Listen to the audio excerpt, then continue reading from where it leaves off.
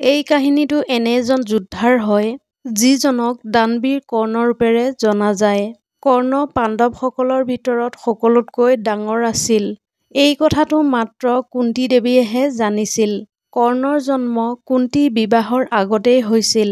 সেইবাবে সমাজৰ ভয়ত কুন্তীয়ে কৰ্ণক এটা পাচিত তুলি গংগা নদীত উটুৱাই দিছিল।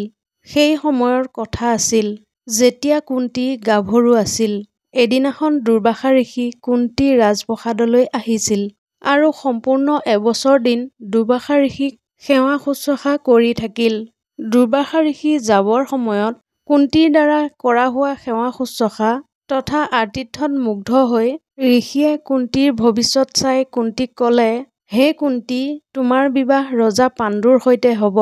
কিন্তু পাণ্ডুৰ পৰা তুমি সন্তান লাভ নকৰিবা। সেইবাবে মই তোমাক এটা বৰদান দিছোঁ। তুমি যিকোনো এজন দেৱতাকে স্মৰণ কৰি তেওঁৰ পৰা সন্তান প্ৰাপ্ত কৰিব পাৰিবা। সেইবুলি কৈ দুৰ্বাসা মুনি তাৰ পৰা গুচি গ'লগৈ। তাৰ পিছতে উৎসুকতাৰে ভৰা মনটোক শান্ত কৰিবৰ বাবে কুন্তী দেৱীয়ে সূৰ্যক পূজা অৰ্চনা কৰিবলৈ ধৰিলে। কুন্তী দেৱীয়ে প্ৰতিদিনে সূৰ্যক পূজা অৰ্চনা কৰিবলৈ আৰম্ভ কৰিলে।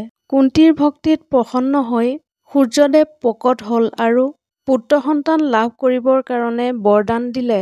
যাৰ ফলত কুন্তী দেৱীয়ে যথাসময়ত এটি পুত্ৰ সন্তান প্ৰসৱ কৰিলে। শিশুটিৰ শৰীৰ সূৰ্যৰ ৰশ্মিৰ দৰে উজ্বলি আছিল। তাৰ উপৰি কৰ্ণ শৰীৰত জন্মৰ পৰাই কৱচ আৰু কুণ্ডল আছিল। অবিবাহিত হোৱাৰ বাবে কুন্তীয়ে লাজ অপমান গ্লানিৰ পৰা ৰক্ষা পাবৰ বাবে নিজৰ পুত্ৰ কৰ্ণক এটি পাচিত ভৰাই গংগা নদীত উটুৱাই দিলে।